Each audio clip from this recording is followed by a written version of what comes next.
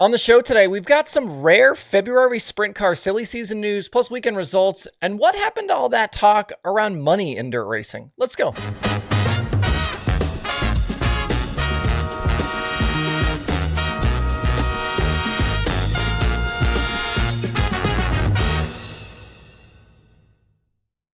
It's Sunday, February 23rd. I'm Justin Fiedler. This is DIRTRACKR Daily presented by Kubota Genuine Parts.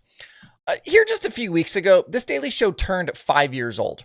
And since 2020, we've done 1,280 of these episodes. Over that span, I've obviously learned a lot about what types of topics do and don't land with this audience. I've certainly had plenty of chances to experiment, and I feel pretty confident that there aren't that many stones we haven't turned over. One specific topic that we've talked about plenty is money in dirt racing. We've talked purses and points payouts, tow money, streaming stuff, and the cost of literally everything. It felt like for a while that if we explored money on the show in its various forms, a lot of you were interested. I would put these videos up and you guys would watch and listen and comment on all sorts of things.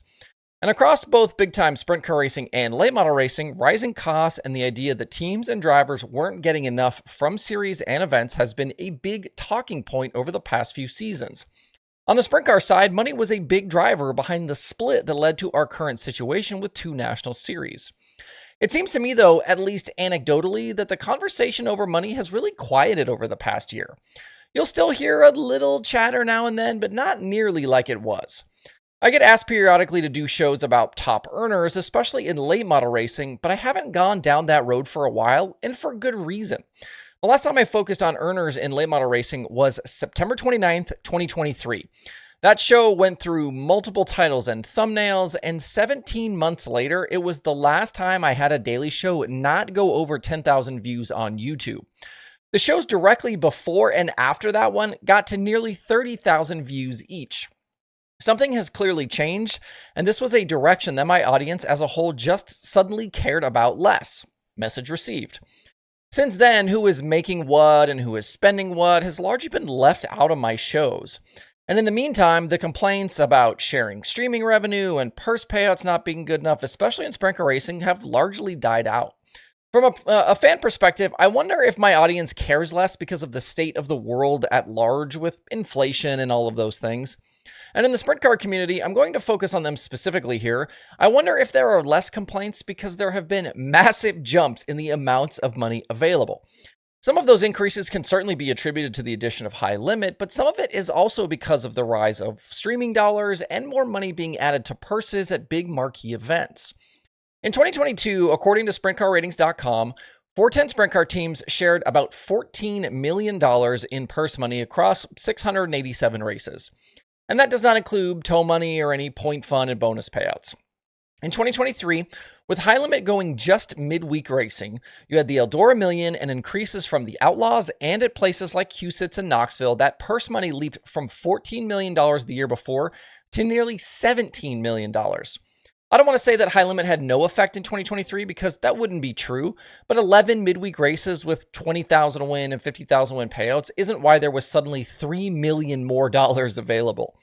For 2024, however, you can attribute increases to high limit's first full national season. There were actually less races this past year than in 2023. There was no Eldora Million, and yet total payouts rose from nearly 17 million in 2023 to over 18 million in 2024. So in 3 years, we've seen a 30% rise in available purse money. The top 50 drivers in 2022, they averaged $167,000 each for the year. That jumped to about $213,000 in 2023. And in 2024, the top 50 drivers in the country averaged $216,000 each for the season. Again, a 30% increase in just 3 years. And I'll remind you, these numbers, again, don't include any of the other benefits that full-time series teams get, like tow money and bonuses, contingencies, point fund money. David Gravel cleared more than $700,000 in 2024 in race payouts, but was easily over $1 million with the other available cash. For 2025, there have been a few bumps here and there with existing series and events. We'll have to see, though, how the expanding Power Eye and the reemergence of the All-Stars affects total money. We should again see at least a modest increase. I know others have brought this up as well, but the question going forward will be how much more the ecosystem can handle. Ticket and streaming prices, they're not getting any cheaper. and there will come a line where race fans are forced to make tough choices. We've seen very rapid growth in just a short span, but these types of increases, they will not continue. In the meantime, though, it is interesting to note how quiet some have gotten around the topic of money in dirt racing. Moving on, we've had some silly season news break literally just today. A bit unusual to get ride news so late in February, but a guy we talked about not long ago has found a ride for 2025, and that is sprint car driver Cale Thomas. He parted ways with Jake Kaiser's 23 team after a very successful season in Ohio in 2024, and things around him have been very quiet lately. For this season, though, he's going full-time with the All-Star Circuit of Champions, becoming their 11th driver, and he's doing so in the Demian Rudzik 49X. And if you're saying, wait, Justin, wasn't he in this car before? Why, yes, he was. Thomas was last with the 49X team in 2023, but parted with them late in July. Since then, we've seen Tim Schaefer drive that car a bunch. Schaefer obviously in and out of this ride as well in the last couple of years. 2024 was a career season for Thomas with 8 wins in 60 races, and he was in serious contention for both the AFCS and Ohio Speedway championships. If he can find this same form with the 49X, he's immediately a contender for the All-Star title. My early thoughts here are Devin Borden, Caleb Henry, Brandon Spithaler. I said all of that before, and I think Thomas now is in this fight. So we're looking with 11 drivers on this list, a 4-way battle right now for this championship, barring some sort of, other guys rising up. All right, let's talk about some on-track action, shall we? This photo from the Icebreaker today at Lincoln. This was sent to me by Paul Arch here just a little bit ago, so this photo is from today. The Icebreaker at Lincoln, the Saturday show axed because of weather, but things are full go for today. And there doesn't appear to be any issue with car count. We talked on Thursday about some of the names you'll see today, the Anthony Macri's and Brock Zierfosses and, Troy Wagemans and all of those guys. But we also know now that Brent Marks is coming along with Parker Price Miller and a lot more. So we could see a very healthy car count at Lincoln.